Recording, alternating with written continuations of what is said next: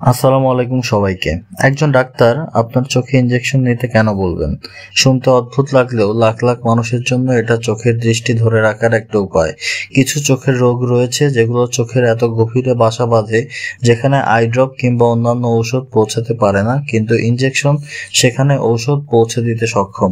এটা অনেকটা অগ্নি নির্বাপককে আগুনের কাছাকাছি পাঠিয়ে দেওয়ার মতো। আপনার চোখের পেছনে অবস্থিত রেটিনা দৃষ্টিশক্তির জন্য খুবই গুরুত্বপূর্ণ। যখন রেটিনা ফেটে যাওয়া বা দুর্বল হয়ে যাওয়া অস্বাভাবিক রক্তনালী দ্বারা আক্রান্ত হয় তখন চোখ ফুলে যাওয়া এবং স্থায়ীভাবে দৃষ্টির ক্ষতি হতে পারে। চিকিৎসার অভাবে অন্ধত্ব ডেকে আনতে পারে। চোখের রেটিনার এই উপসর্গগুলোকে লক্ষ্য করেই চোখের ভেতর ইনজেকশন দেওয়া হয়। এর মূল উদ্দেশ্য হচ্ছে চোখের রেটিনার রক্তনালীগুলোর ক্রমাগত ক্ষতি সাধন থামিয়ে দেওয়া এবং ফুলে যাওয়া কমানো, এমনকি একসময় দৃষ্টিশক্তির উন্নতি সাধন করা। এই ধারণাটা অনেকের কাছে ভীতিকর মনে হওয়া সত্ত্বেও যদি এর উদ্দেশ্য সম্পর্কে স্পষ্ট ধারণা থাকে তাহলে ভয় কমে যাবে। এটা শুধুমাত্র ইনজেকশনের কোনো একটা ডোজ নয়, এটা হতে পারে দৃষ্টি ফিরে পাবার একমাত্র উপায় যা চক্ষু বিশেষজ্ঞরা অভিনব পদ্ধতিতে সম্পন্ন করে থাকেন। এই পদক্ষেপ নেওয়া হতে পারে পৃথিবীকে স্পষ্টভাবে দেখার প্রথম পদক্ষেপ। এখানে সবচেয়ে গুরুত্বপূর্ণ বিষয়টি হলো VEGF, যা একটি protein, vascular endothelial growth factor, যা সাধারণত VEGF নতুন রক্তনালী তৈরি করে ক্ষতিগ্রস্ত রেটিনাকে সারিয়ে তুলতে চেষ্টা করে। কিন্তু কিছু কিছু রোগের ক্ষেত্রে ক্ষতির পরিমাণ মাত্রাতিরিক্ত হয়ে যায়। অতিরিক্ত VEGF রেটিনার দুর্বল এবং ফেটে যাওয়া রক্তনালীগুলোকে বাড়িয়ে দেয়, বিশেষত ম্যাকুলাতে। এতে দৃষ্টিশক্তি বিকৃত হয়।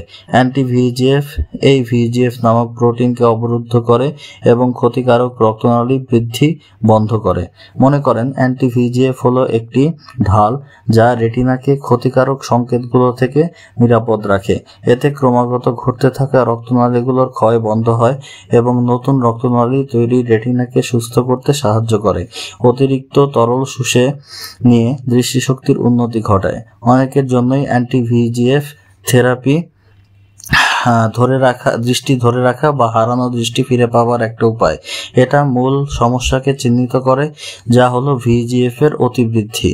আর এভাবেই চোখে ইনজেকশন দেওয়ার মাধ্যমে রোগীর আশা এবং দৃষ্টি পুনরুদ্ধার করা সম্ভব। কোন ধরনের রোগীরা বেশি উপকৃত হন? অ্যান্টি VEGF ইনজেকশন দেওয়ার মধ্য দিয়ে কোন ধরনের রোগীরা লাভবান হবেন? মূলত যাদের wet age related macular degeneration রয়েছে, যাদের ডায়াবেটিক রেটিনোপ্যাথি আছে এবং রেটিনাল ভেন অক্লুশনের রোগীরা বেশি উপকৃত হবেন। ওয়েট AMD-তে অ্যাবনর্মাল ভিশন সেন্ট্রাল ভিশনকে ক্ষতি করে। ডায়াবেটিস রোগীদের ক্ষেত্রে দুর্বল রক্তনালী ফেটে যায় এবং সেখানে সোয়েলিং হয়। রেটিনাল ভেন অক্লুশন এবং রক্ত প্রবাহ বন্ধ হয়ে হঠাৎ দৃষ্টি হারিয়ে যেতে পারে, যেটাকে আমরা চোখের স্ট্রোক বলে থাকি। এসব ক্ষেত্রে অ্যান্টি VEGF ইনজেকশন হচ্ছে সবচেয়ে ভালো চিকিৎসা, যা রেটিনার ভেতর সোয়েলিং কমিয়ে ক্ষতিরোধ করতে সক্ষম। যখন ফেটে যাওয়া রক্তনালী ম্যাকুলার ইডিমা তৈরি করে তখন এই চিকিৎসাই একমাত্র সমাধান হতে পারে। VEGF-কে লক্ষ্য করে অ্যান্টি VEGF চিকিৎসা অনেক রোগীকে আশার আলো দেখায় এবং দৃষ্টিশক্তি পুনরুদ্ধার করে বা চোখের অবশিষ্ট দৃষ্টি ধরে রাখতে সাহায্য করে। এই প্রক্রিয়াটি খুব দ্রুত সম্পন্ন করা হয় এবং পুরো ব্যাপারটাই রোগীর স্বাচ্ছন্দ্যের কথা মাথায় রেখেই করা হয়। প্রথমে আপনাকে একটি হেলান দেওয়া চেয়ারে বসানো হয়, আপনার চোখ পরিষ্কার করা হয় এবং একটি চেতনানাশক ড্রপ দেওয়া হয়। একটি ছোট যন্ত্র দিয়ে চোখের পাতায় খুলে রাখা হয়। চেতনানাশক ড্রপ দেওয়ার কারণে আপনি ব্যথা খুব একটা অনুভব করবেন না। ডাক্তার আপনাকে অন্যদিকে তাকিয়ে থাকতে বলেন এবং তারপর ছোট একটি সূক্ষ্ম সুই ব্যবহার করে আপনার চোখের সাদা অংশে ইনজেকশনের মাধ্যমে ওষুধ প্রবেশ করানো হয়। এতে মাত্র কয়েক সেকেন্ড সময় লাগে। আপনি হালকা চাপ অনুভব করবেন, কিন্তু এটাকে ব্যথা বলা ঠিক হবে না। এরপর আপনার চোখ আবারও জীবাণুমুক্ত করা হয়, অ্যান্টিবায়োটিক ড্রপ দেওয়া হয়। হালকা অস্বস্তি হতে পারে এবং চোখের সামনে কালো মাছির মতো কিছু ভাসতে দেখতে পাওয়া যায়। শুধুমাত্র 2-1 দিনের জন্য এরকম হয়, কিন্তু মারাত্মক কোনো পার্শ্ব প্রতিক্রিয়া লক্ষ্য করা যায় না। চোখের ছোট একটি জায়গায় লাল হয়ে থাকতে পারে, কিন্তু তা স্থায়ী হয় না। পুরো প্রক্রিয়াটি দক্ষতার সাথে সম্পন্ন করা হয়। আপনি কিছু বুঝে ওঠার আগেই ইনজেকশন দেওয়া হয়ে যায়। এটা একটি ছোট পদক্ষেপ যা দৃষ্টি রক্ষা করে। প্রধানত অ্যান্টি-ভিএজিএফ ইনজেকশনগুলো হলো লুসেন্টিস, আইলিয়া এবং অ্যাভাস্টিন। লুসেন্টিস এবং আইলিয়া চোখের রোগের জন্যই তৈরি করা হয় এবং অ্যাভাস্টিন মূলত একটি ক্যান্সারের ওষুধ, কিন্তু চোখে ভালো কাজ করে এবং সহজলভ্য।